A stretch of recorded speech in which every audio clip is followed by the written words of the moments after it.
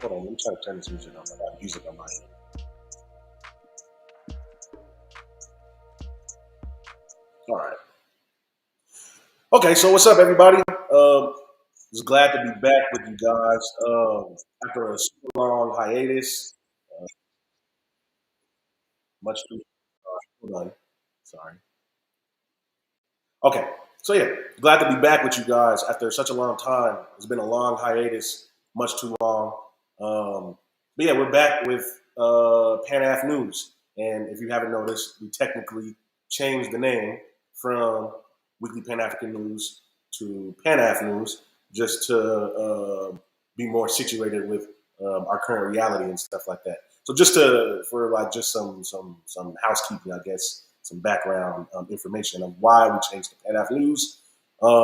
Weekly Pan African News was actually started by comrades who were based in Albuquerque, and it was an in-person event. It was at a local high school in Albuquerque, and then COVID happened, and schedules changed, and things changed, and then so obviously things went online, um, and then it went from a weekly program to a biweekly program.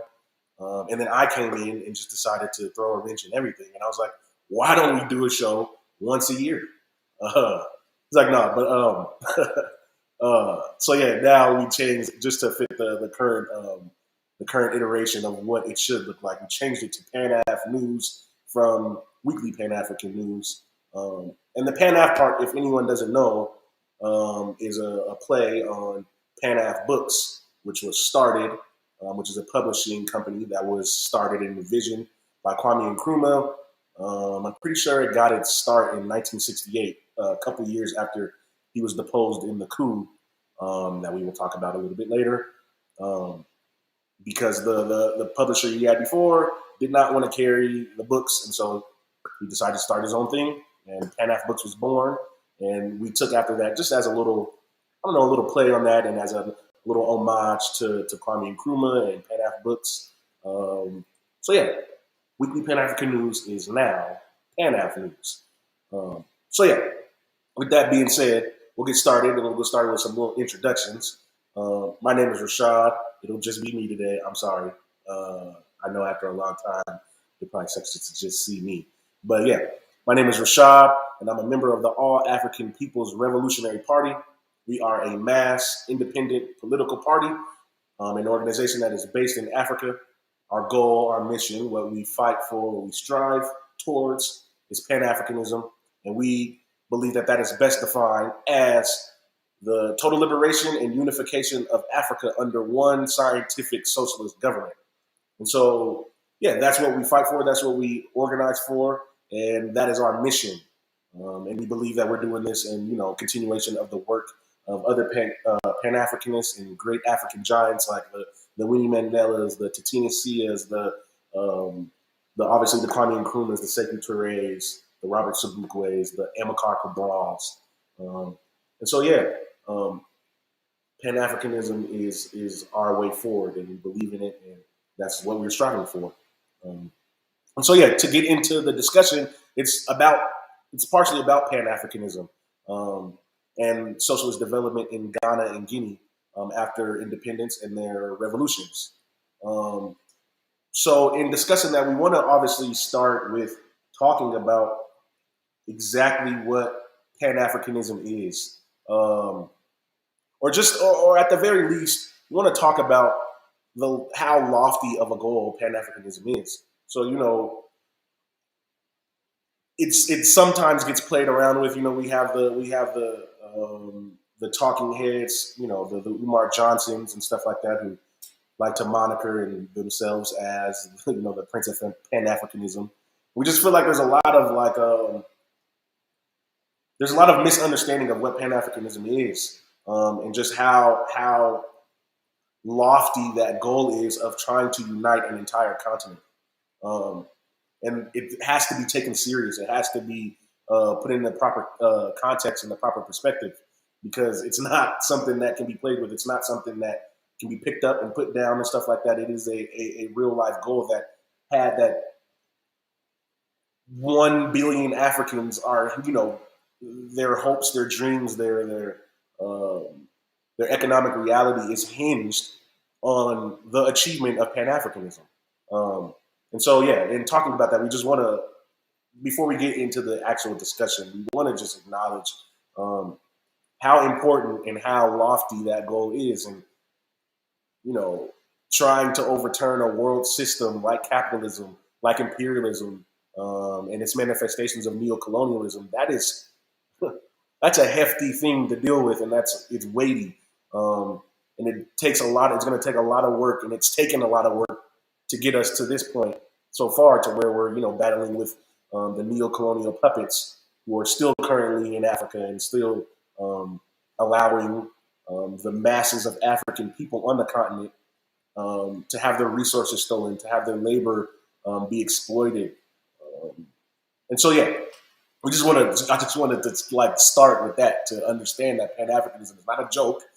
And it's I've heard, you hear even from African leaders who give lip service to Pan-Africanism, but then they wish-wash. There's times where some that believe in Pan-Africanism, and then by the time they're 60 and 70 years old, they're talking about how it's impossible. And we understand as dialectical materialists that impossible doesn't really make any sense. It's definitely possible for us to unify a continent, for us to unify Africa.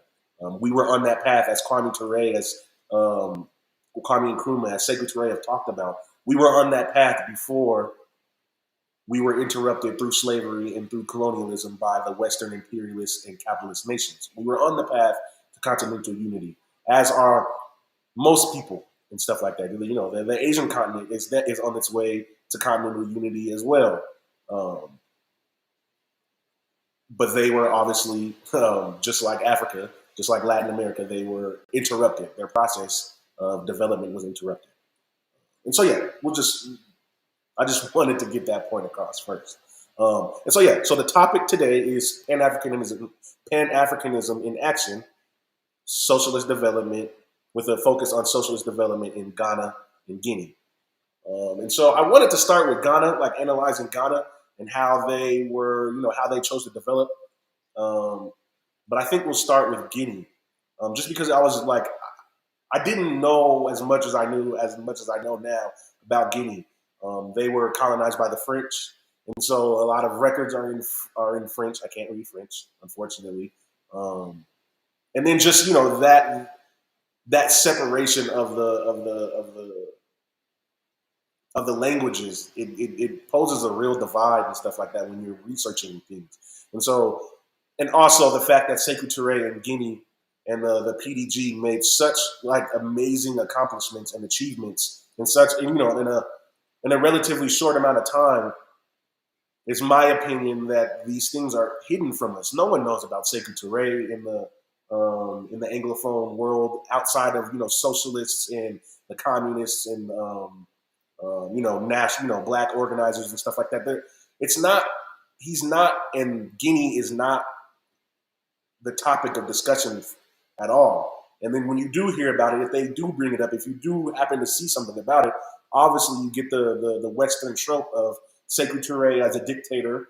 You get Guinea as a poor place who mismanaged their finances, who were trying to do things that were impossible. And so that's the narrative you hear. That's the narrative I heard. Even when I joined the party, I still had some of these things in my mind, like, oh my God, well maybe Sekou Touré, he was, he was smart, but maybe he did do things that were unsavory. Maybe Guinea wasn't really a socialist country. Maybe this, maybe that. But like Comrade Mao says, without decent research, you don't really have a right to speak. And also, it's just better to understand for yourself what was going on and to do the research. And so we've tried and we've spent a lot of time researching what was going on in Guinea. And yeah, we just want to share some of the things that, that the PDG and Sekou Touré and the Ghanaians, that they achieved during their revolution. I think it was 24 years. So we'll start with Guinea, first of all. And then also, it was amazing while researching just how far they had to come. And so before, I want to make it clear that both Guinea and Ghana, and honestly, all of the nations that gained their independence from the colonial powers, they weren't starting from scratch. They weren't starting from zero. They were starting from the negative. And so the amount of sludge that they had to climb through is like it's truly impressive. Like it's truly impressive. Like, I honestly like while I was researching, I'm crying. I cry a lot in general. Anyway, but like I'm crying and stuff. Like, dude, like what they achieved is amazing, and it shouldn't be diminished in the way that it is amongst those of us, our friends on the left, and also just people in general, because that like it's truly amazing. Um, and so, first of all, I just want to briefly talk about where they were at the point of independence when they first gained their independence in 1958. October 2nd is the specific date, which is coming up actually. So I'm pretty sure it'll be a little party in Guinea, and then I'm sure the party, the AAPRP, will do something um, for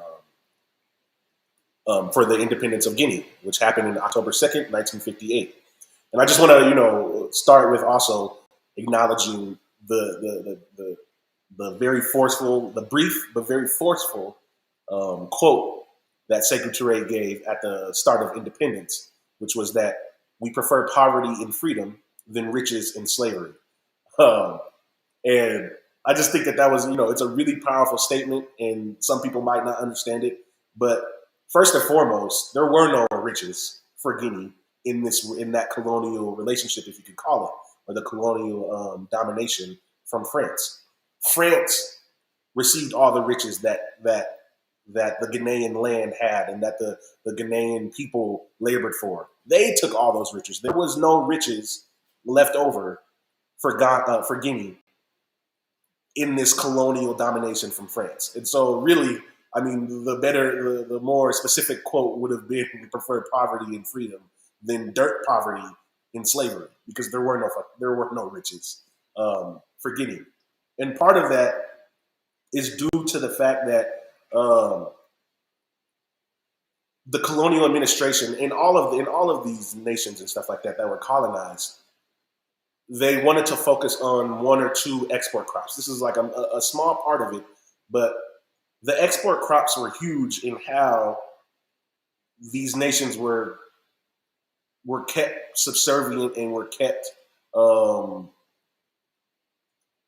were kept subservient to just to one or two crops that also had an international price that was fixed that they had to take. Um, and so, for example, in Guinea, there were two export crops um, at the time in Guinea that were responsible for 80% of the total exports in Guinea. So, two agricultural crops were responsible for 80% of the exports in Guinea, which is ridiculous. And they were coffee and bananas. And so when a nation is tied to two crops that they can't even determine the price on, they have to say, they're selling these export crops at a certain price, at an international price. To be hamstrung by two crops is ridiculous. It's ridiculous. So from the book, this is the book, Sekou Touré's Guinea. It was written by some student who wanted to research Guinea. And he took trips into Guinea. Um, he was backed by the Rockefellers and stuff like that. So the information in the book is brutally honest, and also from a Western lens as well, I would say. But it's brutally honest. And so he says in 1957, two agricultural export crops, coffee and banana, were responsible for about 80% of total exports of Guinea. That is, that's not a good thing for a nation coming into independence, to be hamstrung by two export crops, especially when you're a rural society, especially when that's your main source of income is agriculture. You can't be hamstrung by two crops, because if, let's say, they also had issues with the crops as well. I'm pretty sure it was the coffee.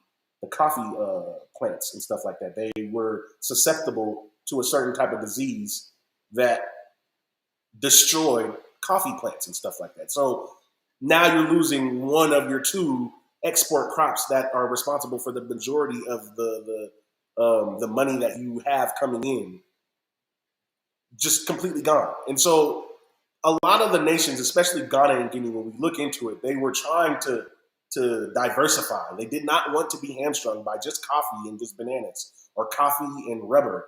But this is what the colonial nations had. They didn't care about what Ghanaians needed and what they wanted and stuff like that and what would be best for them when they were ruling the country. They didn't care.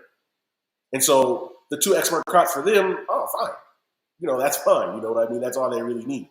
And we also know that with the monoculture that comes with growing one or two crops, that it destroys soil, that it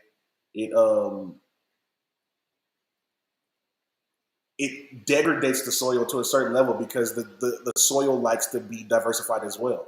You know what I mean? And so it doesn't like to only grow one crop. We see the same thing in America with corn and stuff like that, where these monocultures of corn are grown and the soil over time is degraded. And so it's all around a bad situation. And so this is one aspect of what Guinea was facing at the time of independence. And another thing, I don't know if some people might know, but some people might not.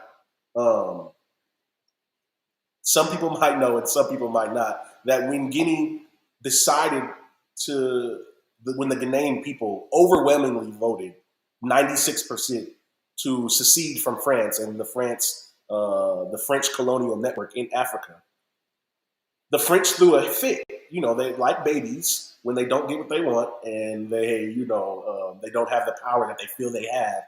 They throw a fit. They toss things. They scream. They throw things. All that stuff. So when France left Guinea in 1958, they took everything. They took phone wires. They took phone cords. They took chairs. They took desks. They took everything out. Light bulbs. They took everything they could when they left, which is, for one, ridiculous and childish and inhumane. But also, it just highlights the another aspect of what Guinea had to deal with, because everything costs money. That's like a theme that I want to touch on throughout the live, is that everything costs money. And so that is just all these things that Guinea had to endure. These are just other things that they had to buy. Now you're going to have to either buy light bulbs and phone cords and phone lines, or you're going to have to develop your nation and educate your population to be able to build them yourselves, which is honestly what they tried to do. That was the main goal. So, France was obviously POSs for doing what they did, and it would have helped if they didn't, but self-sufficiency is necessary and it is good to be able to do things for yourself. And that should be appreciated, but it would have been nice to just have those little basic things to start with at least, because they weren't starting from zero or scratch. They were starting from negative. And another aspect that shows this from the book, I want to read. Sorry, I'm not able to broadcast another thing. I tried to send pictures so that I could put it up and share the screen, but I suck. So yeah. Another thing from the book, they wanted to talk. It talks about the population of people and educated people inside Guinea at the time of independence, and also the healthcare that was present at the time of independence. And so, reading this quote, it says, "Finally, the colonial administration's record in the social sector was equally poor. For a population of about 2,800,000 in 1958, there was one big hospital located in Conakry, which is the epicenter. It's the capital of Guinea. There was one big hospital located in Conakry. For a population of 2,800,000 people, which I think is around the population of Mississippi.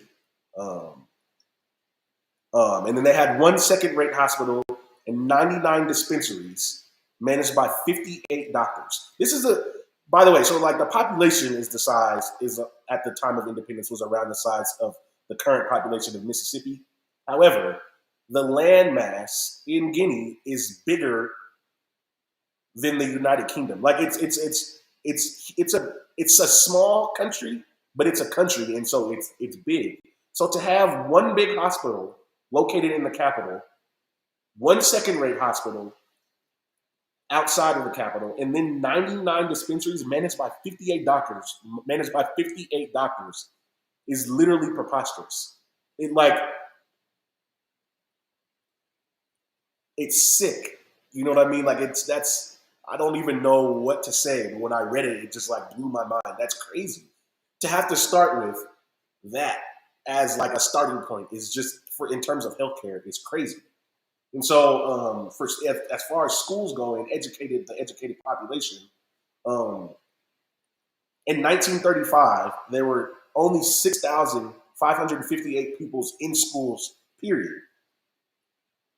By 1947, the number had risen to just a little over 11,000, which is whatever. So it grew, but this is after agitation from people like Sekou Touré and the trade unions and stuff like that. They advocated to have more educational access, and it grew by 5,000 students.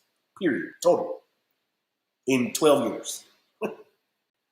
But out of the 11,000 after 1947, only 540 were in secondary schools.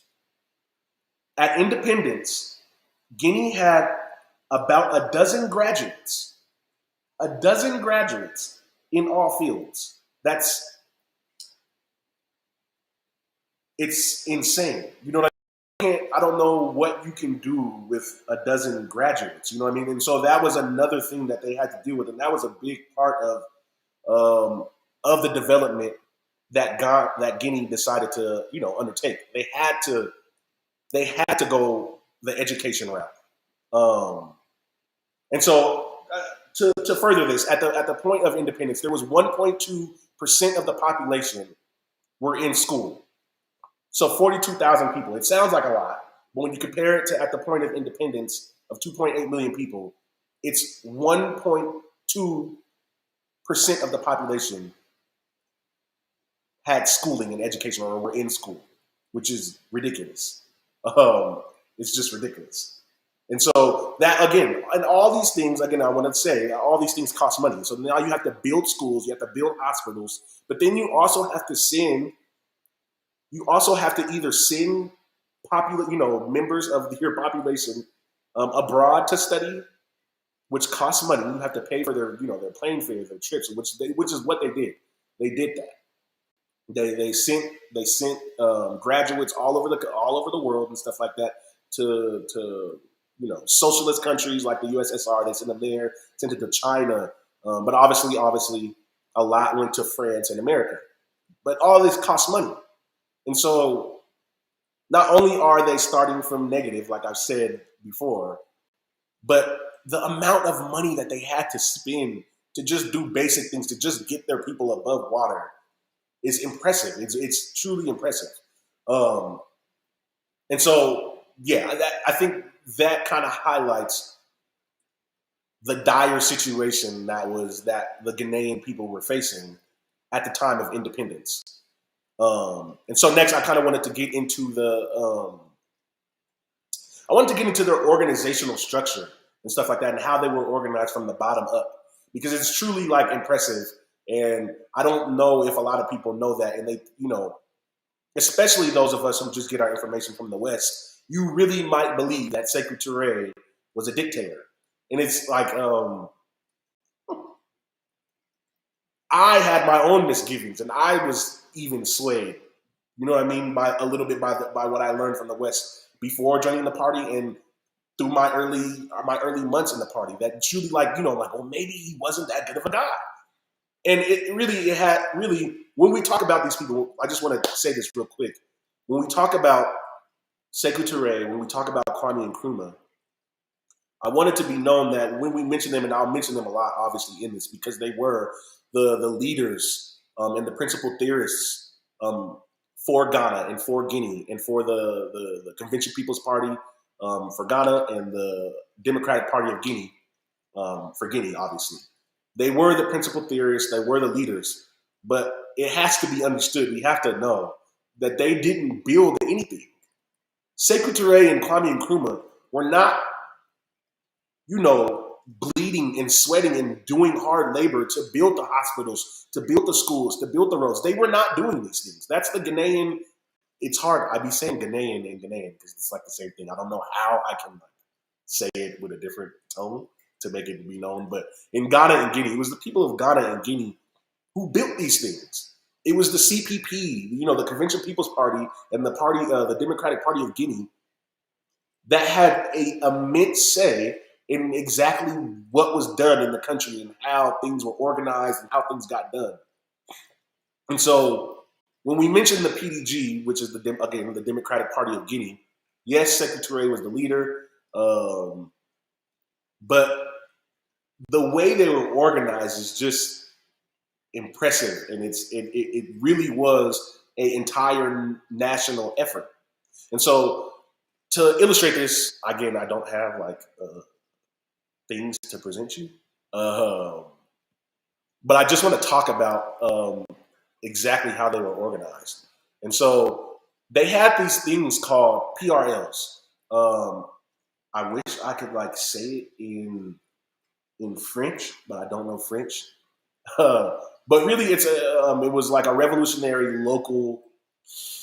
I don't know what the P stands for. I'm sorry, but it was like a local revolutionary something. But either way, it was comprised. There were 7,500 to 8,000 of these things all throughout the country, and so they consisted of obviously regular members in whatever local area that that it was. And so again, there were 7,500 to 8,000 of these, which held meetings every week, and they were comprised of obviously members of the community. They had representation from the student union, from the women's union, from the trade unions, and then I think that was it. I think that's it. So they had representation from the students and the young. It was not students, but young people. They had a youth representative, a representative from the women's union, and a representative from the local trade unions. And so there's 7,500 to 8,000 of these throughout the country. And they met every week. And they had so much influence on the policy of Guinea that literally it took them. So Guinea did their first economic plan, and I think it was a 2 or 3 year plan. So from 58 to 60, and then it took a whole another 2 or 3 years because they wanted to get more. They wanted to get more feedback from these PRLs and from these local organizations into what they needed to, what they needed in terms of roads, in terms of food, in terms of education and stuff like that. It took them 2 or 3 years to get all this information back and stuff like that to be able to develop their next economic plan. And they did this repeatedly, obviously. So from 1958 until Sekou Touré died and the PDG and all that stuff was, essentially erased.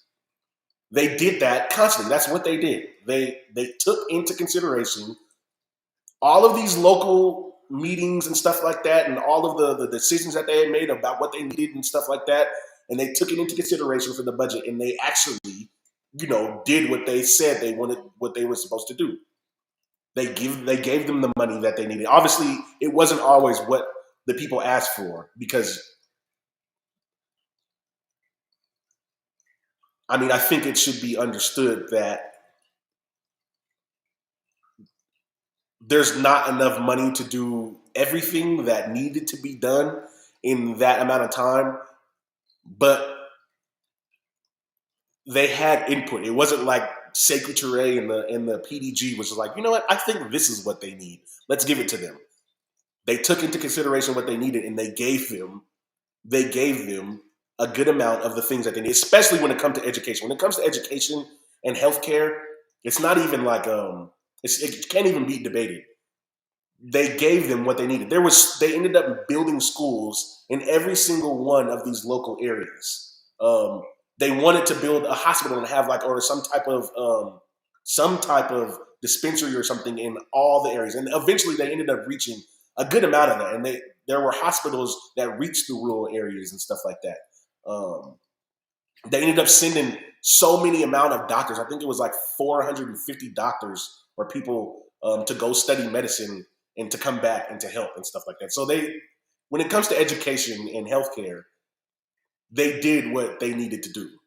But back to like the organizational structure, I just want to, so the PRLs were the base. It was that's where the most people were concentrated in these PRLs. And then it just went up from there. But it was organized from the bottom up. It was not a top-down effort, and you honestly can't see it in that fashion at all. They also, I just want to say that they kind of got this from China.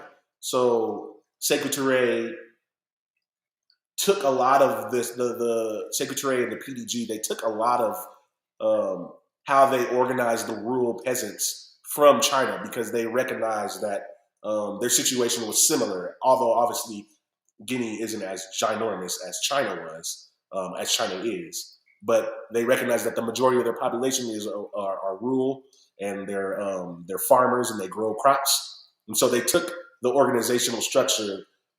They took a lot from the organizational structure of what was happening in China, and I think they did a real good job.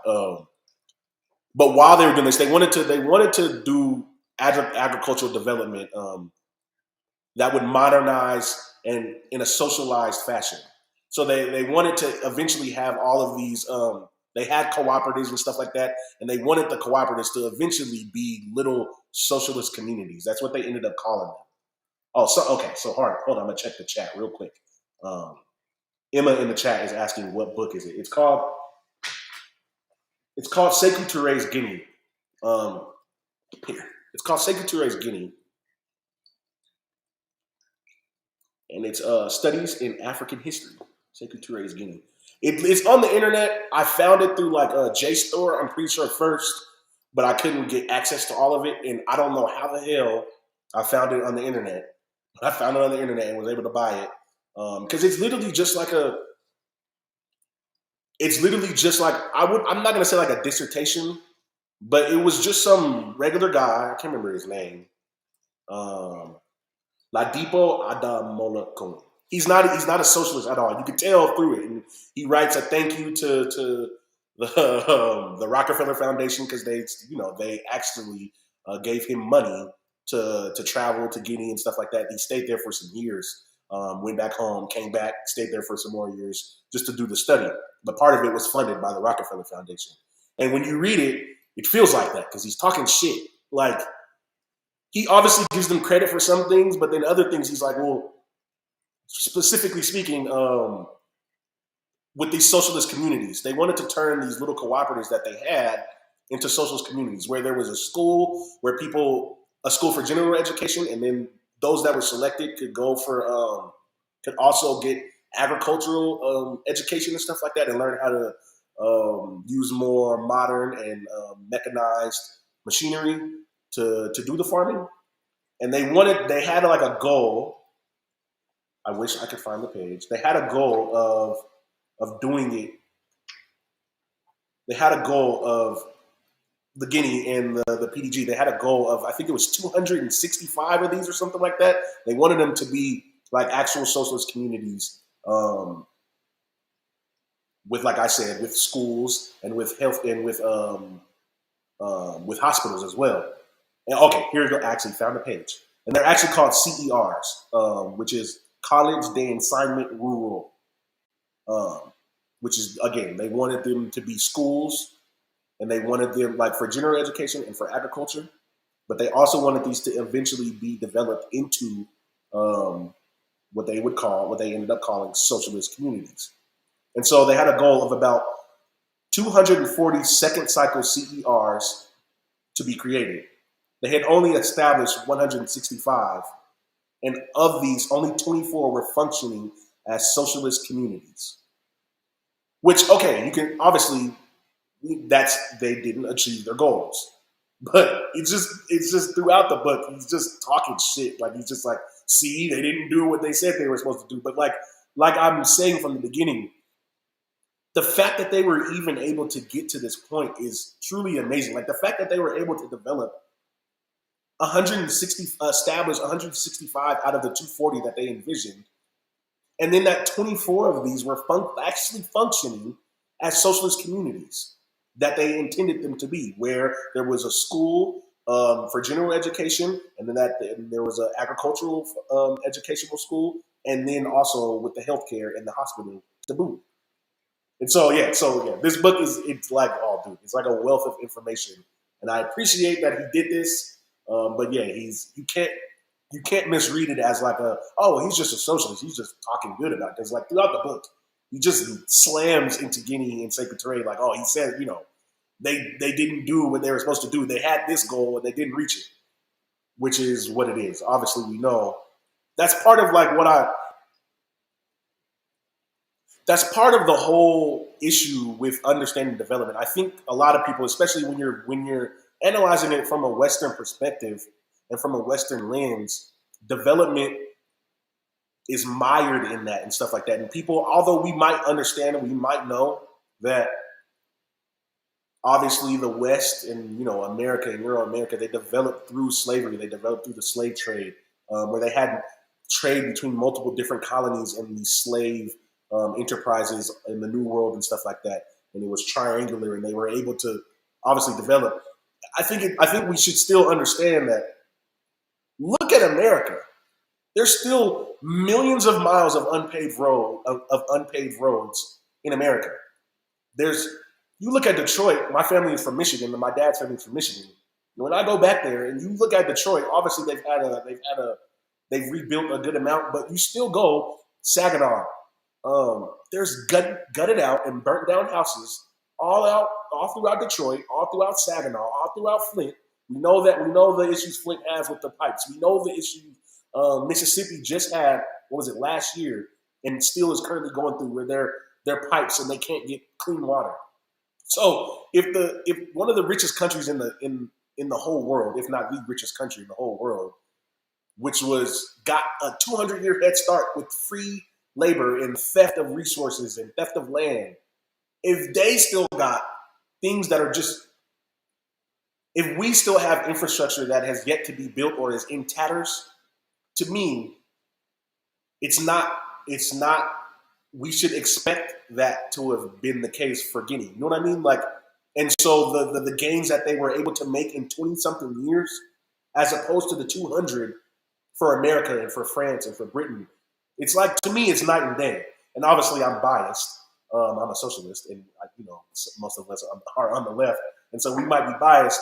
But to me, we can't allow, whether you're on the left or whether you're not, to allow that Western form of development to go unnoticed or go unchallenged. You know what I mean? Like we can't allow that to dominate our heads and think like, oh, they should have been here. We have to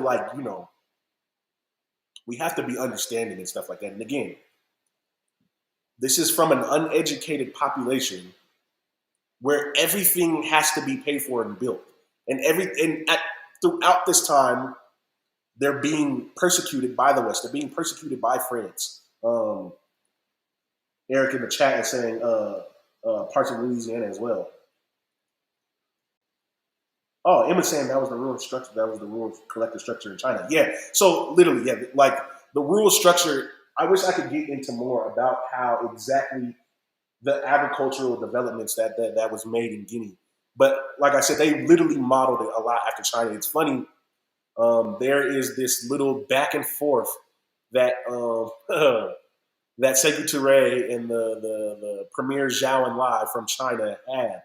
It was like a little friendly back and forth. Zhou Enlai had came to Guinea, I think in the late 60s or early 70s, and they were just talking about the similarities between the two countries. Obviously, the populations are vastly different, but the rural domination of the nations. They were talking. They were just going back and forth, like, oh yeah, well, our country's similar to yours in this way, but we're different. And they just kept going back and forth until the end. They were like, oh, we're saying the same things. Like it felt like a little baby argument or like a baby debate. But then in the end, they're like, oh, we're saying the same things. our countries are really similar and we're doing some of the same things. Thank you. It was really funny. It was really cool to read. Um, but yeah, I think that's important that these nations didn't. Again, people suggest that these people are dictators. People can suggest that Sekou Touré was a dictator, but if you're taking from other nations that look nothing like you, you're using things that other countries are doing that have nothing to do with you, essentially, outside of maybe the broad ideological perspective that they had, where you're focused on trying to achieve socialism. Outside of that, nothing really the same about these places. But you're willing to listen to other people. You're willing to take from other people and stuff like that, and use what they do that might be beneficial, and try to use it for the benefit of your own of your own nation. I think that's like, it's hard to conceive of how a dictator is going to like think like, what, I think I like what they do. Let's incorporate that in what we do and stuff like that. It's hard to conceive, but yet and still, we know the West likes to lie and likes to bring things,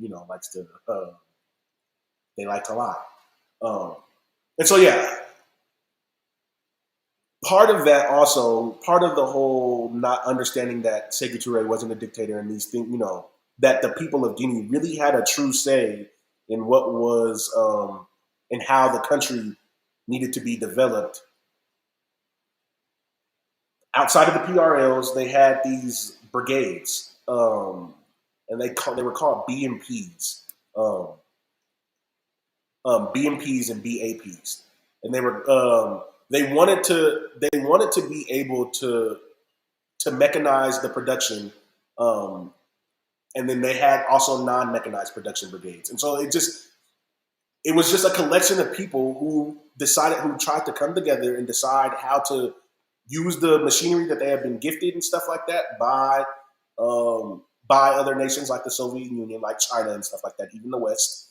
How to use the mechanized production tools, and then also how to, when they didn't have the tools, how to increase production, but in a way that wasn't just like small subsistence farming and stuff like that. They wanted to actually be able to feed the entire population. And so it wasn't Sekou Touré who decided to do this. This was a collective effort that was decided by the lower level PRLs. They're like, well, we need ways to be able to decide how to use the machinery that we've been gifted, and also learn how to not just still be on the same level of growing and just doing basic food crop maintenance, to be able to grow food that can actually sustain us and that can actually feed a large amount of the population in Guinea. And again, throughout this whole time, France is just wreaking havoc. Like, part of what I wanted to talk about also with Guinea is the development of their own currency. And so it's like a big an issue. Whenever I was reading and stuff like that, a lot of people slammed Sekou Touré and they slammed Guinea for creating their own currency that wasn't backed by anything. And so Sekou Touré has this, I can't remember the exact quote, but he talks about like, we're not going to back our currency by anything except for our people. And that is like blows people's mind. Obviously, people are like, that's ridiculous. You can't do stuff like that. But like I said before, it's the people that are actually doing the work. And if it was so ridiculous, if it was so crazy, it wouldn't have made sense for France. France had this whole thing. It was an intelligence scheme. I can't remember the French. I don't know the French equivalent to the CIA, but it was the French intelligence. And they had this thing called Operation Persil. And Operation Persil was a scheme by France to flood Guinea with counterfeit currency. So it's crazy that that Guinea decided to develop their own currency and not back it by anything except for the work and the hard, the labor and the sweat and blood and tears of their own people. It was crazy, right? But yet and still, France still felt the need to flood them with counterfeit dollars, which seriously hindered the gains that were attempted by Guinea and by the PDG. They used they used other people from their France used other people in other nations from their their French colonial network to smuggle things in, and also again to flood the nation with counterfeit currency. And so it's just crazy when you read and how they try and lay things out and say, oh, this is like a crazy plan. How could they ever think that, for one, getting their own currency, which to me is an incredibly like revolutionary thing, to decide that if you can print your own money, we can print our own fucking money too. That is like a development that has to be understood. And like, I'm not saying you have to admire it, but like we see nations trying to get away from the dollar and trying to get away from these colonial currencies right now, and it's hailed by those of us on the left and even those on the right and stuff like that as something that is significant and that makes sense. That obviously will hurt the West, but to them it makes sense. Okay, well, yeah, they should probably create their own currency. They should probably deal in their own currency and not be tied to the colonial currencies like the dollar or like the franc and whatever. They did this in the 1960s. Guinea did this in the 1960s, and so I admire it because I think that that's like it shows incredible foresight, and also it shows the willingness to not take no bullshit. We don't need your friend, and they didn't need it. They were doing well, but imperialist sabotage played a deep role into why the currency didn't take off as much as it should have. And that is like it's a theme throughout, for whether it's Ghana, whether it's Guinea, whether it's Mali, whether it's Burkina Faso. The West never stopped trying to destabilize them and to do things that supposedly didn't, stop them from doing things that supposedly didn't make any sense, but they still felt the need to sabotage it because they knew that they know they're not stupid. They know what the Ghanaian currency would have done. They know this, and how much of a boon it would have been for the economy. They know this. And so they had to try and sabotage it, and they did, and it's unfortunate.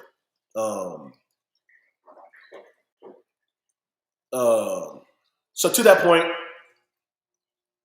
I just want to say that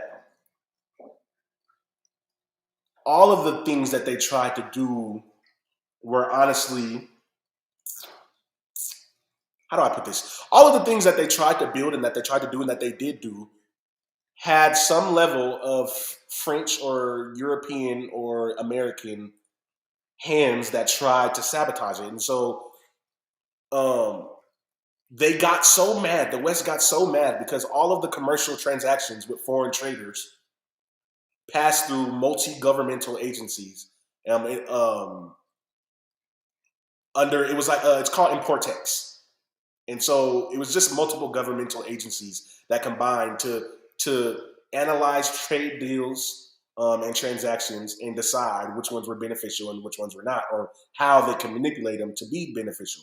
And so the West got so mad, and there's CIA documents of them talking like this isn't fair, and that's part of the reason why they talk about Sekou Touré being a dictator. They're like, oh my God, he can't do these things. They can't decide for themselves how foreign trade is directed in their country, how like what sectors can have foreign investment in, what can't, and stuff like that. They can't decide that for themselves, which is again crazy. That's crazy, and that's part of the whole socialist project. It's part of a whole, the whole African liberation, the whole Black liberation thing is self-determination. Why can't we determine for ourselves how we interact with foreign trade, and if it's not beneficial, how can we manipulate the deal to make it beneficial for us? But they got so mad at these things, and it's like a lot of these things are them are for food. And so another thing from the book, I want to read another part from the book that talks about food. Uh, 1 second, I apologize. Rice. Okay. So it has to do with rice. So in the book, it says perhaps the most eloquent testimony of the colonial administration, France, of the colonial administration's failure to promote agricultural development is the fact that Guinea was importing about 10,000 tons of rice between 1955 and 1958, in spite of repeated claims by the colonial governors of France that Guinea would be the rice granary of French West Africa. Why do you need to import 10,000 tons of rice in 3 years if Guinea is able to produce its own rice and sell it? That doesn't make any sense. But again, a lot of these things had to do with trying to keep Guinea in a position of dependence, and that's part of the whole shtick of colonialism, is keeping these nations subservient and dependent on the West in a weird dialectical relationship because they're dependent on us.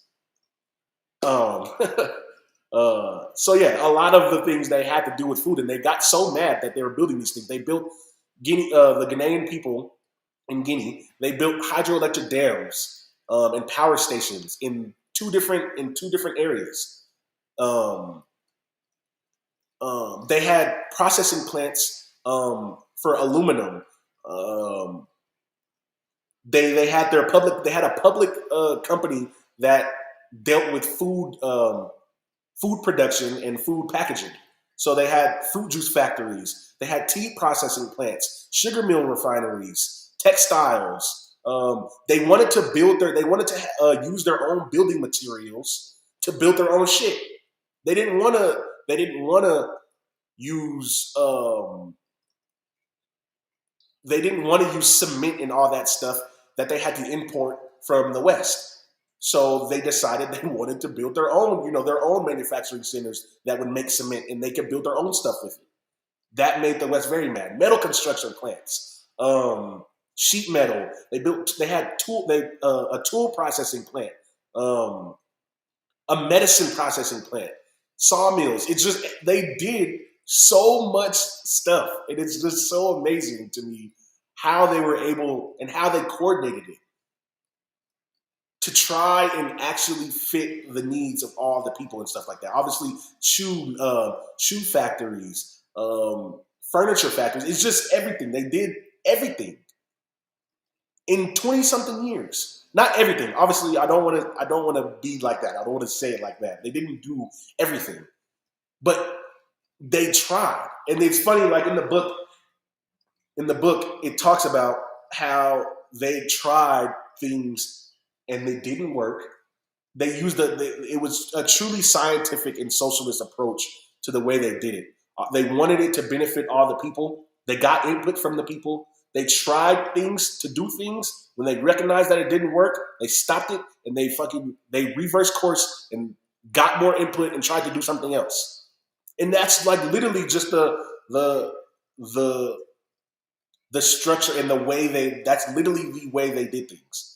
They tried things, they recognized that it did work or didn't work, and they adjusted course according to whatever happened. We don't see that anywhere else. They try things and it doesn't work, and they're just like, oh, like, let's keep doing it. And some of these things didn't work, but they recognized that it was a necessary good. And if by didn't work, I guess I should say maybe just didn't make money or lost money, which we understand that some of these public companies are not going to make money. They had the airport. Obviously, the airport isn't going to make much money. There were a couple other things that just didn't make money and that didn't, but it's a public good, and so they kept it there. But again, they try when you read and you do research into Guinea and stuff like that, and whenever you read someone, they talk about that, and they're like, oh well. That's economic mismanagement to keep public goods that don't make any money. And we saw that in America. We saw when Trump tried to get rid of the postal service because it wasn't making money. That's a public good. It doesn't it doesn't make any sense to try and gut something just because it doesn't make money. But we understand that the capitalist system, that's the only thing they're concerned with, is making money. We understand when you develop on socialist lines that the profit isn't always the most important thing, especially when it comes to public goods. And so, yeah, I want to almost lastly, in terms of Guinea, I wanted to mention the bauxite, because they had a bauxite site, which is a type of metal. And at the time of independence, it had been sold to an international consortium of nations and corporations that were based in multiple different countries. So it was a bauxite processing, a mining site, and it was sold to a consortium of United States, Britain or the UK, Switzerland, West Germany, and I think there was another one, but I can't remember. But it had been sold prior to independence. Obviously, so in 1971, Guinea's bauxite reserves were estimated at 52% of the world reserves. So 52% of the world reserves of bauxite resided in Guinea, in the tiny Guinea, the tiny Ghanaian country. It is just, they ended up, this is part of the reason why they kept trying to have assassination plots. I can't even mention the assassination plots. I should. There's just a lot of them. And obviously, Portugal tried to do one for Guinea because of the fact that Guinea was harboring the PAIGC and the revolutionaries from Guinea-Bissau and Cape Verde, including Amilcar Cabral, Titina Sia. They had their base in Conakry, in Guinea. And so Portugal got mad, obviously, and they tried to invade, and they tried to overthrow Sekou Touré, and they tried to kill him. And this happened multiple times. And people talk about, this is another thing, I do want to mention this. So, along with taking over the bauxite mining company, not completely, but they took over to the point that they were the majority owners instead of the international consortium of multiple nations.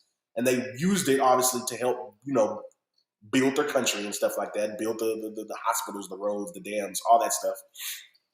And on top of that, the fact that people try and use, especially the West, they try and use these things that they did to the PDG and to Guinea and to Sekou Touré as like an aha thing. Like, look, he flipped, he turned, he got more authoritarian. I just want to talk about real quick the fact that like these people literally had attempts on their life, for one, and for two, I don't know if we can truly like understate the feeling of what it must be feeling like to know that you have a nation that is independent and that is free, and that you're doing the things that need to be done for the masses of the people in Guinea or Ghana or wherever. And then also you're doing stuff for the continent of Africa. You're trying to reach that Pan-African goal, which is huge, which is lofty, which is important. It's more than just the people in Guinea. It's Africa in general. To know that might be taken away from you, and that it could be taken away from you at any point in time, or taken away from us at any point in time, has to be incredibly stressful. And truly, like, it has to bring about some amount of post-traumatic stress disorder. Like, it literally has to be. They had attempts on their lives. I don't know how many people have been, if you're watching this live or if you're going to watch it later, I don't know how many of you guys have like been shot at or had attempts on your life, or just been close to, or just had a near-death experience or something like that, or just been in a position of trauma. A lot of us have. But I just don't know how, like, that has to be considered in the minds of the people like Sekou Touré and Kwame Nkrumah, when they literally had attempts on their lives, and then the project that they dedicated their lives to, that they know is important for all of Africa, and honestly, for all of humanity. When that stuff starts trying to get like withered away and taken away, I don't know. I just feel like it has to have an effect on the mind. And I don't think you can understate that. And I don't think it made him a dictator in any shape or form. But would it make him be more concerned, be more rigid, be more like, I don't know, uncompromising as well? Like it has to. It has to. And so I just wanna say that almost to end the section on Guinea, that if you have, if you still want to believe that Sekou Touré was a dictator, I guess that's your prerogative. But again, at least understand that the man had multiple attempts on his life. And the people, when you read stuff, they act like it's a joke or something like that. Like the people who, these scholars and these journalists or whatever, when you read the writings, they act like it's a joke. Like it doesn't mean anything, that there was multiple attempts on his life and multiple attempts to try and steal Guinea away from the Ghanaian people, which is, I don't know. It just has to be, I think it has to be considered as a theme. And so, yeah, so we'll end there with Guinea. And there's just so much. I'm sorry that I feel like it's been like an hour and I feel like I haven't talked about anything. I feel like there's so much more to get to, and just exactly how things were organized inside of Guinea. But we have to move on to Ghana. So yeah, that to get to Ghana,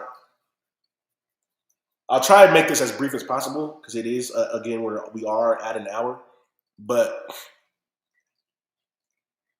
again, we want to mention that Ghana wasn't starting from zero; they were starting from negative. And you hear a lot when I research it. I think Ghana also gets mentioned a little bit more than Guinea. Not enough.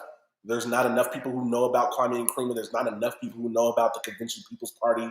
There's not enough talk about it just in general conversation in the West, in America specifically. Like there's not enough. But it does get mentioned and talked about more than Guinea and Sekou Touré and the PDG. So there is a little bit more information, I guess you could say.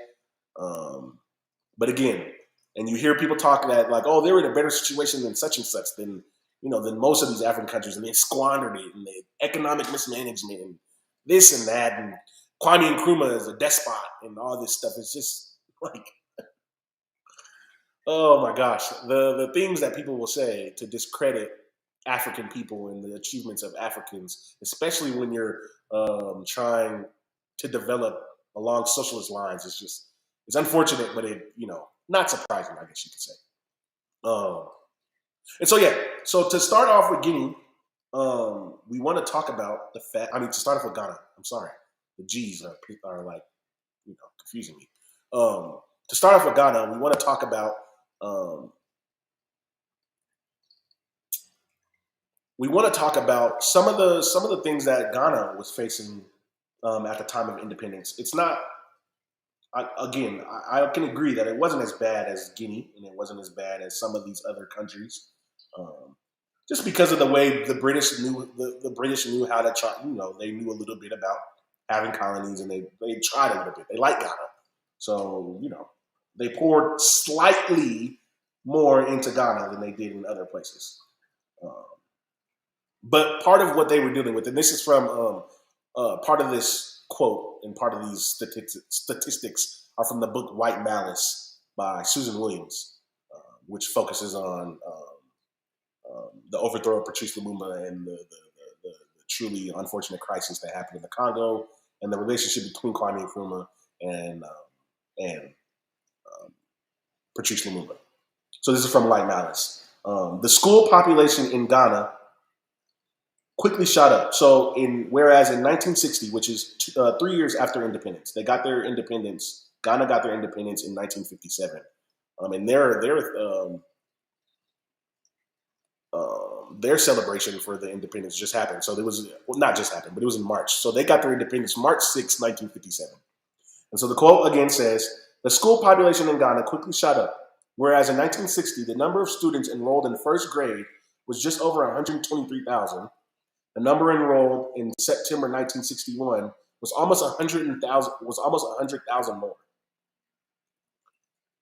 Teacher training and enrollment increased from 1,916 in 1951, 6 years before independence, to 4,552 in 1961. So 10 years. In 10 years, an increase of 137.5% in teachers. That, and again, part of this, from 1951 to 1961, they got their independence in 57. So, I mean, I'm sure there was more teachers that came, from the years between 51 and 56. But most of that happened under independence. I think we can confidently say that. University students in that period increased from 208 to 1,204.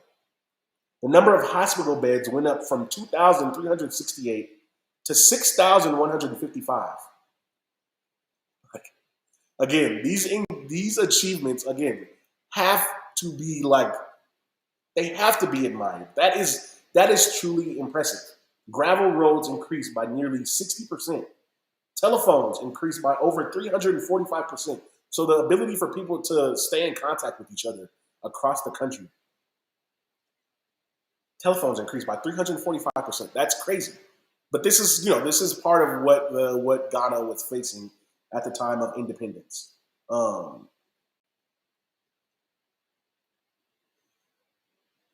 Also, it mentions in the book that as a result of socialist policies that was implemented by the CPP and theorized and helped up by Kwame Nkrumah, he had a little bit more influence on the CPP and on economic policy within Ghana. And yeah, he didn't have total control, and they'll make there's another thing where they try and act like Kwame Nkrumah was a dictator, but throughout CIA documents, and you can see, so they will call him a dictator in one section, and in the next section say he's being a baby or something like that because a decision went away that didn't appease him. So how can he be a dictator if there's judges and there's decisions that are made that he can't affect and that don't go his way? It just doesn't make any sense. But you see it throughout CIA documents. Like, it's literally in this, not only in different documents, but in the same goddamn document. They'll call him this and say like, oh, he's just trying to be the leader of Africa. He's just trying to be some kind of some kind of czar or something like that. They'll say these things. Like he's just trying to influence Patrice Lumumba. He's just trying to be, this and that. And then the next month they're like, well, the judges in Ghana made a decision that he didn't like, and he threw a fit or something like that. It's just crazy how the cognitive dissonance that they're able to put into one document. It's truly impressive if you think about it. I don't know how they're able to do it, but they do. So getting more in depth into how Ghana was developing and the policies that they tried to use. In 1961, Kwame Nkrumah had this quote. I think this was in speaking to China too. Speaking to Zhou Enlai from China too. He said one of the main goals of the government of Ghana is to diversify export markets, and in particular, to shift an increasing portion of her trade to Eastern Europe and Asia, so as to shield ourselves as much as possible from the periodic recessions characteristic of the capitalist world market, and to facilitate the diversification, mechanization, and cooperation of our agriculture, and to accelerate the pace of our socialist industrialization. And so I think this has to be, we have to take heed of this. So again, in 1961, it's like socialists understand the way the capitalist system works. But there's so much talk about BRICS right now and all this stuff and about diversification and shielding yourself from the hard grip that the capitalist nations and that their currencies have. We hear that a lot with the BRICS developments right now. But again, Ghana and Guinea and these places, they're trying to do this in the 60s. They're like, we have to try and steer ourselves away from the dangers of whatever the capitalist world has in store and stuff like that. We have to decouple. We have to get away from relying specifically on them, because every 10 years they go through some nonsense. And so it just, you know what I mean? It has to, like, this is 1961. And I just want to, that's impressive. And it's truly like, it highlights the forward thinking of the nations and of Kwame Nkrumah and of the CPP. Like, this wasn't a thing that he could just do on his own. You can't force people to believe in socialism. You can't force people to do these things, but you can show them by doing things that, like, oh, hey, well, this is the right way. This is the way we probably should be doing things. We probably should shift our trade. And it's shown. From 1961, when he gave his speech, up until he was deposed, further and further and further, they tried to decouple and to shift more trade to the Eastern Bloc and to the socialist countries. They understood not only do they align with us ideologically, but they don't have the crises that are ever present in the capitalist system. And so that is what they tried to do.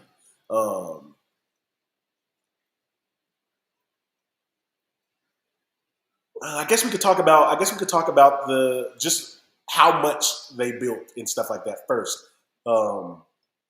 So by this time, when he said this, by 1961, 60 factories had been opened in Ghana. 60 state-owned factories had been opened in Ghana.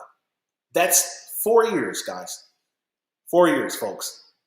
From 1957 to 1961. And again, those first 2 years, they talked about how it was just like a plan to consolidate everything. They just wanted to get their ducks in a row, get people, like, slightly more education.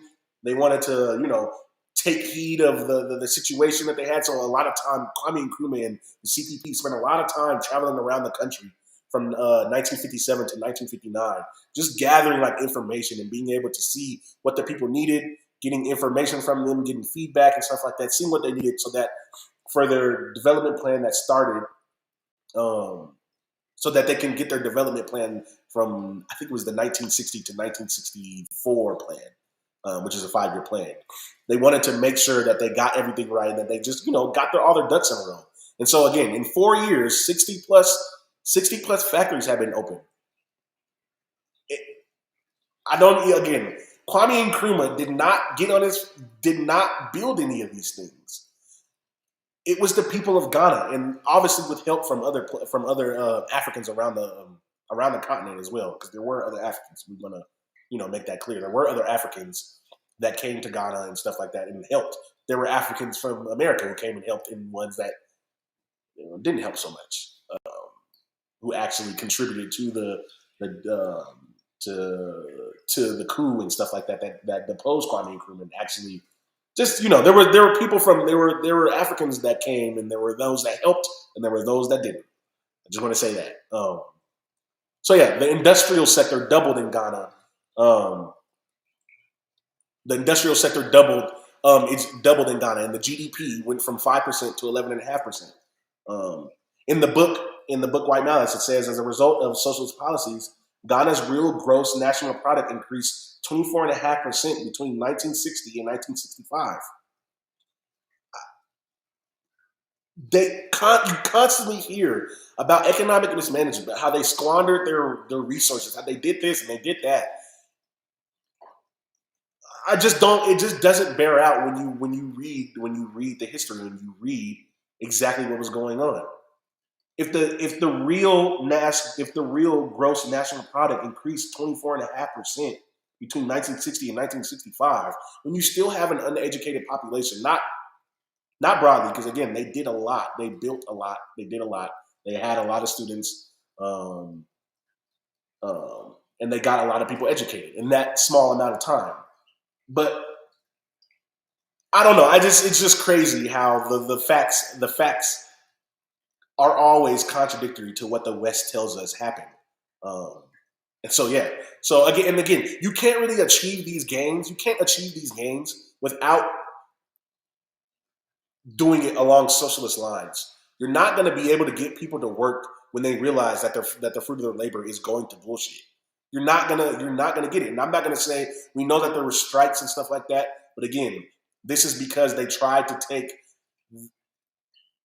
part of the reason there were strikes, especially the strike that's like big. It was the railroad workers. I think it was the railroad workers strike in 1965. It was a big strike, and people were mad because they decided to. There was the cocoa price had went down and stuff like that, and they were trying to save more money so that they can, continue to build their project. They continue to build schools and health and hospitals and stuff like that, and do things that would help the entire country. People got mad. There was a strike and stuff like that, and again, it ended up being found out that some of the leaders of the strike were leaders in the opposition party that had for years just sowed destruction and chaos in Ghana. They had killed people, injured people, beat people, and stuff like that. They were constantly trying to get help from the CIA and the U.S. And other Western nations, especially Britain. They went to Britain and tried to talk to Britain and get help from Britain numerous times. And so some of the leaders of the strike, of the big strike in 1965, were part of the opposition movement who just literally didn't care about Ghana or Africa or Pan-Africanism, and they were self-aggrandizing. They wanted things for their own selves. And yeah, we'll stop there.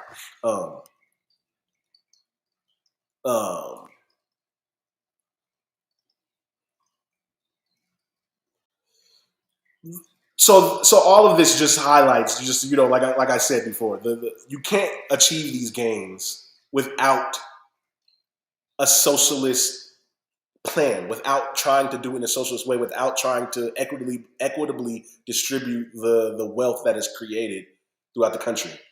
And again, it's not perfect. It wasn't perfect also because, again, everything costs money. But also you have people who are always going to try and do things for themselves. They want for themselves instead of for the collective. And so you had throughout this time a lot of African people in Ghana, not a lot, but you had African people in Ghana who did sabotage. They were smuggling. You had a lot of people in the civil service obviously being corrupt. Corruption is a thing everywhere. Like, we're not going to get rid of, not going to get rid of it, but it's going to be there, and you have to, it takes time to weed these things out. But people constantly talk about Nkrumah's government was corrupt. No, there is corrupt people in all governments. Let's not even talk about the West, because we know that everyone in American politics almost is corrupt, and they're taking money and they take bribes and they do all but no one mentions that in a broad spectrum that the American government is corrupt. But yet and still, we'll talk about Kwame Nkrumah's government or the CPP as corrupt because there's a couple members who are taking money. It's unfortunate, and obviously it shouldn't happen, but there's always going to be self-serving people, no matter if you're African, no matter if you're from Brazil. It doesn't matter where the hell you're from. There's always going to be those people who don't care about the collective and only care about themselves. So that has to be stated.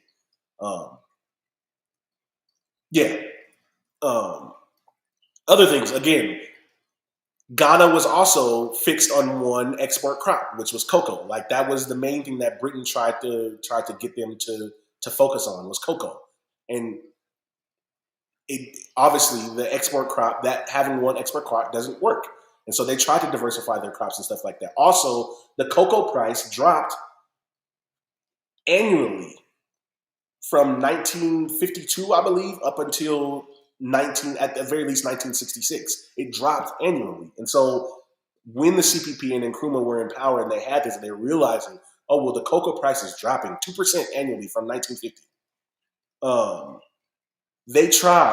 They actually tried to get an international consortium of cocoa producers. So all of the cocoa producers were poor. They're not coming from the West. So they tried to get Nkrumah and the CPP tried to establish an international cocoa board that would increase the price of cocoa and stuff like that, so that you can so that when they sold it, they can make more money.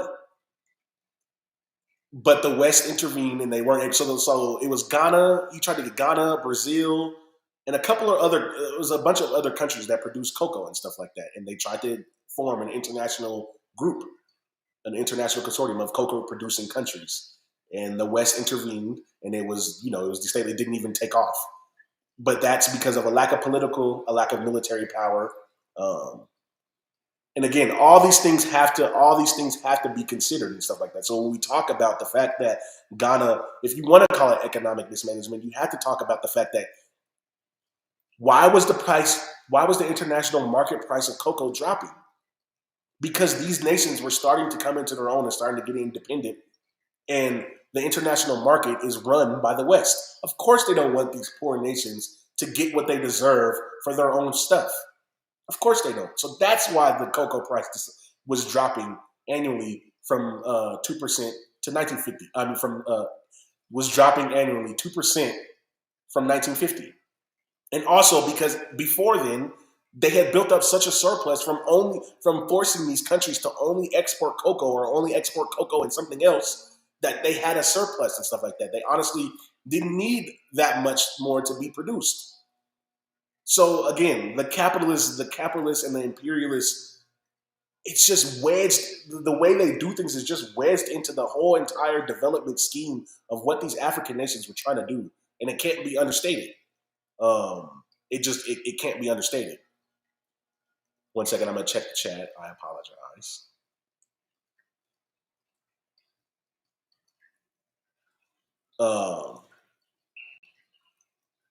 Exactly. I mean, in the chat is saying it's not going to be perfect, and that's why we have dialectics. Exactly. And it's unfortunate that, like, again, when people are writing and stuff like that, and you're doing research and stuff, and it's not even from those of us, even from our friends on the left, I just don't think enough people understand dialectics for one, but also I don't think people don't appreciate how dialectics can affect the development strategy of these nations, especially in the 1960s. Like, I don't know what else they were supposed to do. And so also part of what I wanted to talk about also with Ghana is the fact that Nkrumah, was like an Nkrumah thing.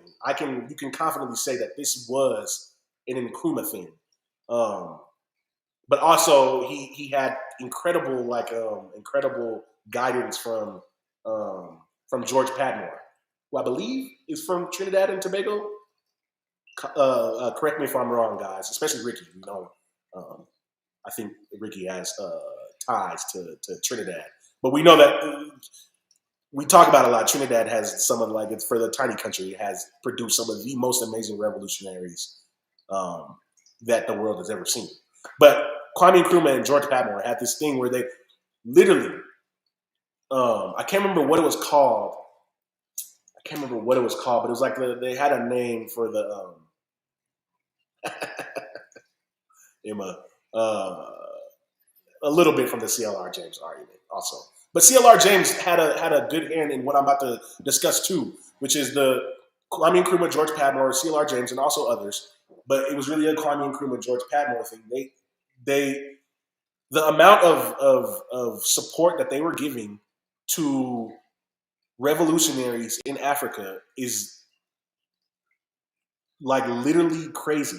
Not crazy in the bad way, but just crazy in the broad space that they did. Like, George Padmore was traveling around all in Africa, trying to, getting in contact with revolutionaries, seeing what they need, seeing if they wanted to come to Ghana. So they built a whole training facility for revolutionaries in Ghana, like a whole facility where they pay for room and board, food, obviously military training and stuff like that, and education. They did, like, for all these revolutionaries from a whole bunch of different countries, from Cameroon. Felix Mumi was there.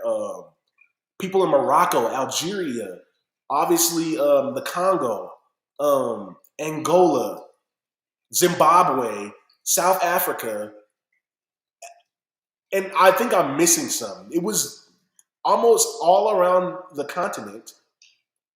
Revolutionaries were coming to Ghana to stay and train at the facility that they built. They literally built a specific facility for this purpose, to train revolutionaries. And so you can just imagine, for one, it costs money. I want to mention again, that costs money.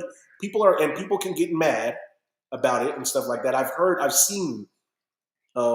We've seen, I don't know if anyone, who watches BPM, but we've seen Dr. Ball have a discussion with the prolific. He's a prolific scholar, Kwesi Kennedy. I'm sorry if maybe I shouldn't.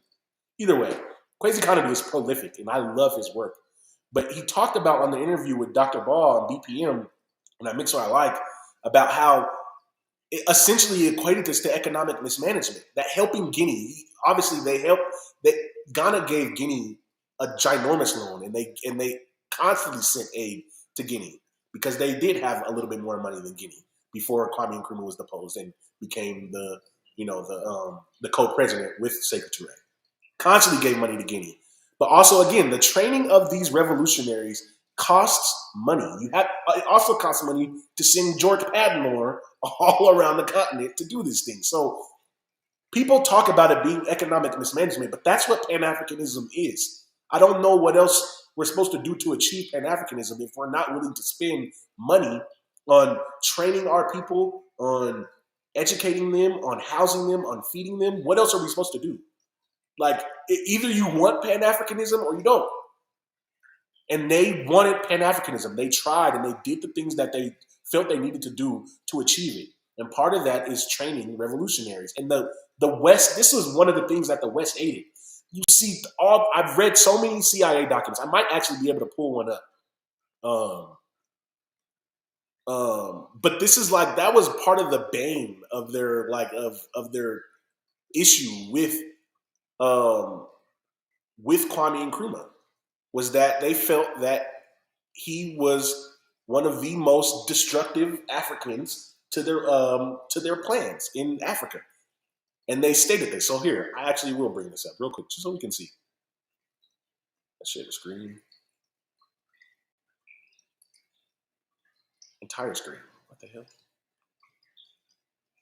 Okay. Oh my God. It's not letting me do it. But again, I'll read it. I'll read it for you since it won't let me do it. This is from a memorandum from the president's acting special assistant for national security affairs. His name is, I think it's Richard Comer, R.W. Comer. And this is to President Johnson in 1966, right after Nkrumah was deposed. I mean, not deposed. Right after he was overthrown in a violent coup. The coup in Ghana is another example of a fortuitous windfall. Nkrumah was doing more to undermine our interests than any other black African. In reaction to his strongly pro-communist leanings, the new military regime is almost pathetically pro-Western.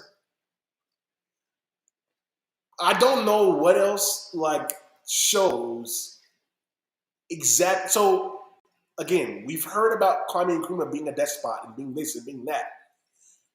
I don't know how you could be a despot and also to the point where the CIA and the presidential aides are talking about you being the most destructive and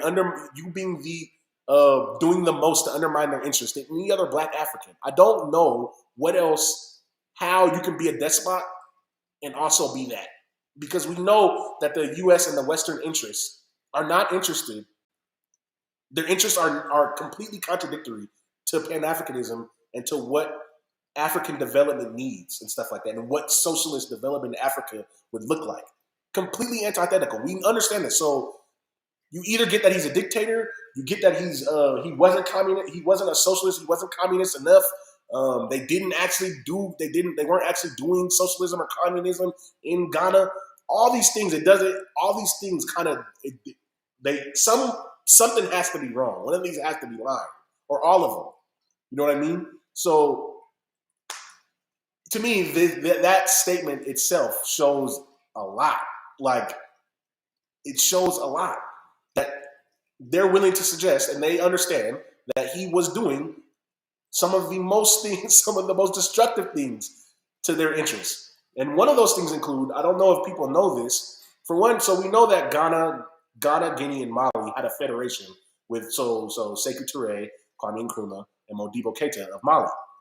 They had a federation, a West African federation that they built, and this is again on the course to trying to build what Kwame Nkrumah and other Pan-Africanist giants understood needed to happen. They needed to consolidate, and they needed to bring in. They need to have independent nations come together where you can form one government. They tried to do this, and I'm not going to say we were close or they were close, but dude, if the stars had aligned, and I believe the Congo is one of those losses that losing the Congo was so detrimental to the Pan-African project. It can't be understated. So there was a meeting right before Lumumba was murdered, brutally murdered. He had came back from, I believe, a conference in America for the UN to talk about how they wanted the colonizers out. They wanted them out, and so I think I'm pretty sure he's coming back from a conference at the UN in America, and he stopped in Ghana to talk to Kwame Nkrumah. And at them together, they signed a document together that was going to form a federation between those two countries, between Ghana and the Congo. So at the same time, I believe you already had the federation of the West African states of Mali, Ghana, and Guinea. And then you're going to have Ghana and the Congo as well, which again probably would have ended up merging into a federation of 4 states and stuff like that. I don't know how many people know that, but yeah, they signed a document and they literally wrote out how they were going to combine their countries into one single federation. And that, obviously the West probably didn't know that because it was like a secret. It was like a secret meeting. They knew that he went to stop and talk in Ghana to talk to Kwame Nkrumah, Patrice Lumumba. But I'm pretty sure they did not know that they had signed a thing that was going to link their countries with the common currency and stuff like that. These people don't even speak the same language. I want to make that clear. They don't even speak the same language. But the fact that they were willing to do that just shows what the forethought and how much they wanted to achieve Pan-Africanism. And the fact that we lost the Congo was so detrimental. So not only did we lose the Congo, we ended up losing Egypt in North Africa. South Africa and Azania didn't get their independence until the 90s. I'm not going to say, I don't like making I can't say that what would have happened if all these things didn't happen. But to me, if we won the Congo and we were able to keep Egypt, also Angola didn't get their independence for another 10 years either. So I just, there was just these strategic points that we lost that not derailed Pan-Africanism, because Pan-Africanism is not derailed. It's still alive, it's still working, it's still moving, and we're fighting, and we've been fighting back. We just had to retreat. We lost some battles, we had to retreat a little bit. That's all that happened. But that was if we were able to keep the Congo and that federation of nations was able to actually blossom, who's to say what we could have achieved? I mean, we know that the Congo is the heart of Africa. It's right in the center. The amount of minerals that it has, it's just crazy. So the fact that Kwame Nkrumah understood that, and that was part of his focus, was trying to get Ghana get the Congo into this federation with Ghana, with his country, Ghana. It's just the fact that they actually did it. You know what I mean? They signed the papers and stuff like that. It's just that the CIA and the West and all them, they did what they did to Lumumba and to the Congo.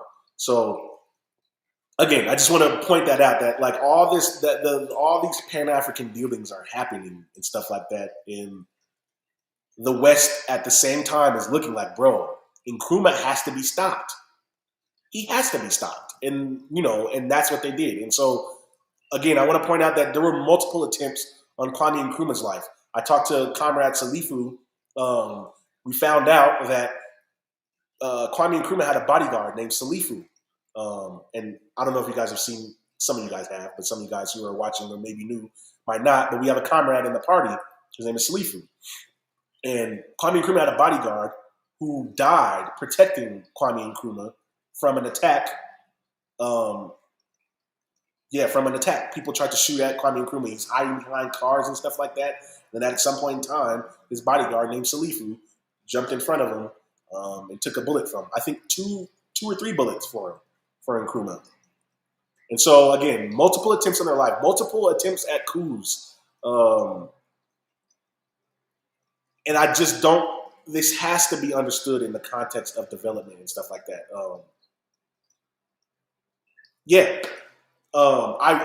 I wish we could talk more about these things, but we're about to go on 2 hours. I didn't even think I'd be able to go this long, to be completely honest.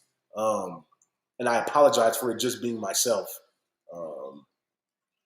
I will go through the chat just a little bit real quick to see stuff that people said real quick. Yeah, so Ironic Mind State said, so much underdevelopment of indigenous peoples on forced reservations on Turtle Island. Yeah, and it's funny that you're saying that, because you see the similarities between the indigenous people in Africa and the indigenous people in the Western Hemisphere, and just how much land was stolen from these people, from Africans and from the indigenous people here. And just the similarities of how they're forced into these specific areas and stuff like that. They extract wealth, and we get nothing. And that's not even mentioned. It's not even mentioned. Like the reservations, I feel like, are like a separate part of America. They don't even get mentioned in terms of underdevelopment when it comes to America. They're like their separate thing. Oh, that's their underdevelopment. You know what I mean? That's not part of America's underdevelopment. When we understand, like, it just. We understand how unfortunate that is and stuff like that. You steal their land, you force them into these things, and then you take it when you realize that there's wealth there. You steal it back again, and then you tell them that they're not able to do anything. It's just like the West and America and these places, Euro America, is so shady, so shady. Emma had said development of the people won't be the same as development for the market. A few shiny buildings and managers aren't development, which West gives. Exactly. Exactly. And so the social development is so important, was so important for these countries. It was so important. And the way they related to each other, especially in Guinea, but obviously in Ghana as well. Like Ghana, there was I saw some stats about how the level of women in education increased so much. They were a good amount, but it increased so much above what it was when the CPP and Kwame Nkrumah took over. Like we understand how important it is for women to be involved in the process of development for the country. And so yeah, like it's just ridiculous. But Guinea was like they were really committed to ensuring that women were in positions of leadership and also got the education and the healthcare that they needed. And they thrived, they thrived on that. And that they thrived because they were considered and they were focused on. Like I said in the PRLs, they had to have representation from a youth union and from the women's union. And that was in all of the 7,500 to 8,000 PRLs that they had. So there was always representation from women. And they talk about in the book that the women were honestly a big part of spreading the PDG message and the PDG ways of doing things. They were extremely instrumental in trying to develop the socialist communities that I talked about and the CERs.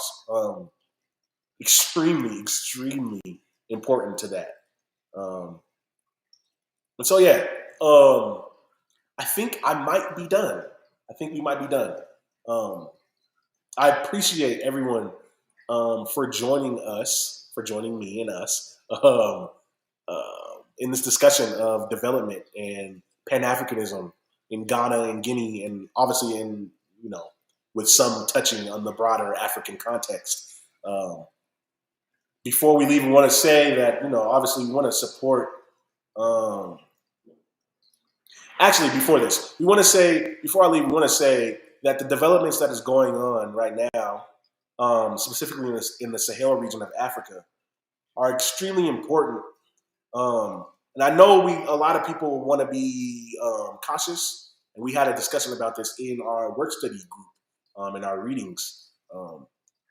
I obviously want to be cautious as well, but to me, what I told members in our work study circle is that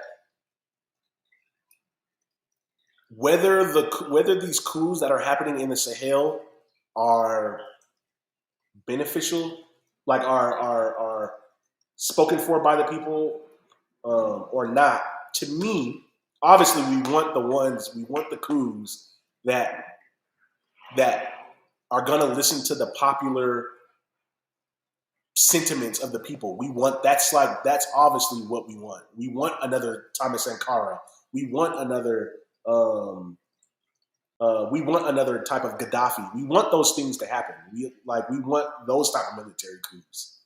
However, it can't be understated that the ones that aren't are still indicative of the weakening of the imperialist system and neocolonialism. It's indicative of the fact that the West and these imperialist nations recognize that something isn't going right with whoever puppet they have inside at the current time, and they need someone else to do it better because the people on the ground can't be fooled, and they won't be fooled. And so I just want, obviously we want to be cautious and stuff like that. You want to be cautiously optimistic, but just don't forget that, like, no matter what the changing of the guards is always a show of the weakening power over our continent, and our people. Because again, the people don't stop. We understand when something isn't for us and when it is. And we don't stop fighting, especially our people on the continent. They're not playing games. The people on the ground are not playing games. They're going to continue to demand change until they get the change that is most beneficial for them and for the rest of the continent. And so we have to examine these things. We have to pay attention. We have to be constantly involved in what's going on in Africa and supporting people who are on the ground. We know in the party we have our Thomas Sankara Center for the liberation of the African unity that's going on in Burkina Faso. That's led by comrades out there. But also the work that BAP does. We want to highlight that the work that BAP does. They're having a month-long action of U.S. out of Africa and get the hell out and stop AFRICOM and end AFRICOM. They're having a month-long action. I believe that starts in October. Just continue. We have to continue to support these things. Continue to try and get people to join these organizations and to support, if they don't want to join, I guess, you know what I mean, to support monetarily, to support through reposting things, to support just in any way you can. Because again, without a collective effort of Africans all around the globe, it's going to be even harder to get the Pan-African goals that we need and that we want and that we deserve and that are necessary for our development and for the development and the progress of humanity as a whole. So yeah, again, if you can support the party, if you can support the All African People's Revolutionary Party, you can support BAT, if you can support directly the Thomas Sankara Center for Liberation and African Unity, please do. And just, yeah, I appreciate everyone for being here live. And if you're going to watch this later, thank you for staying for goddamn almost 2 hours. I appreciate you. We appreciate you. Thank you so very much. And yeah, long live. Okay, Ricky said African Month of Action is starting October 1st. Thank you, Ricky. I appreciate it. Again, thank you so much for joining us. Long live the revolutionary spirit of Ghana. Long live the revolutionary spirit of Guinea. And long live Africa. Thank you. And hopefully we have more developments and we have more more shows coming for Pan Af News. Thank you guys. Have a good one.